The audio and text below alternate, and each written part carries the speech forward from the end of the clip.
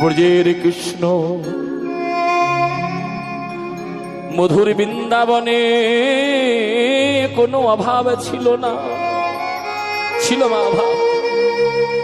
যে কথাটি বলছি আজ থেকে ৫,৫০০ বছর পূর্বের কথা, তখনও কিন্তু বৃন্দাবনে ভগবান কৃষ্ণের কোনো অভাব ছিল না। এখনো গেলে বৃন্দাবনে দেখতে পাবে ব্রজবাসীরা তারা আমার গোবিন্দকে কত ভালোবেসে রেখে দিয়েছে। এখনো বৃন্দাবনে ভগবান কৃষ্ণের কোনো অভাব নাই। অভাব যদি না থাকবে তবে ব্রজের কৃষ্ণ কেন নবদ্বীপে গৌর হয়ে এলো? বুঝতে পারছেন তো মা? ভগবান কৃষ্ণের যদি অভাব না থাকবে তবে বৃন্দাবনে কৃষ্ণ নবদ্বীপে গৌর হয়ে কেন এলো গো? অভাব ছিল তো। অভাব যদি না থাকিবে তবে তো বৃন্দাবনে কৃষ্ণ নবদ্বীপে গৌর হয়ে আসবার কোনো দরকার ছিল না গো।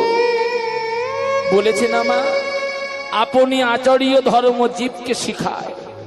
শুনে নি, ভগবান বলেছে আমি নিজে আচরণ করব, জগতের জীবকে শিখিয়ে দিয়ে যাব। দেখেছে এমন দয়াল ঠাকুর মনে হয় জগতে আর হবে না গো।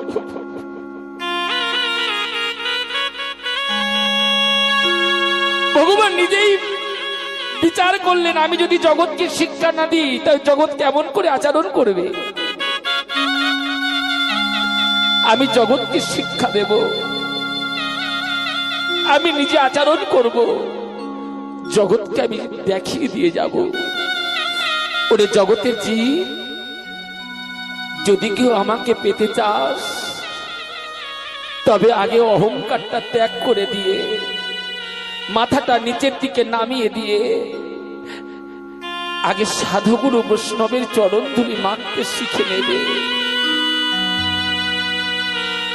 ভগবানের কোনো অভাব ছিল না গো মা, একটি অভাব।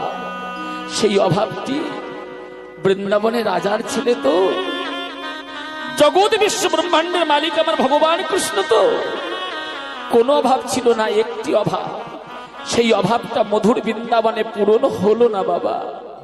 সেই অভাবটা কি জানে? সেই অভাবটি হলো সাধুগুরু বৈষ্ণবের চরণ ধুলা মাখা হয়নি। তাই গৌর হরিব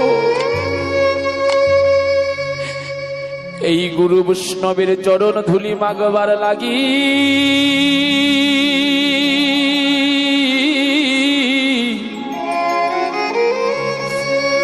আমার বৃন্দাবনের বাঁকা ঠাকুর, বৃন্দাবনের কালো ঠাকুর এলো সিধাম নদিয়ার মাঝে, নবদ্বীপ মাঝে।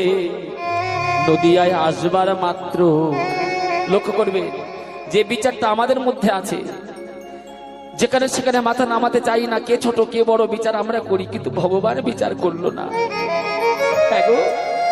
কে ছোট আর কে বড় ভগবান বিচার করলো না।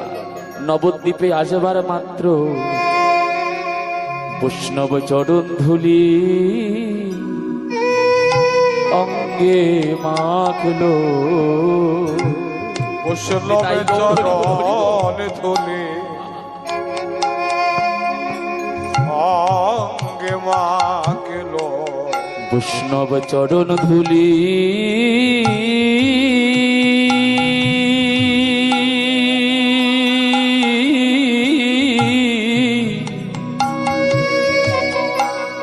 ধুলি অঙ্গে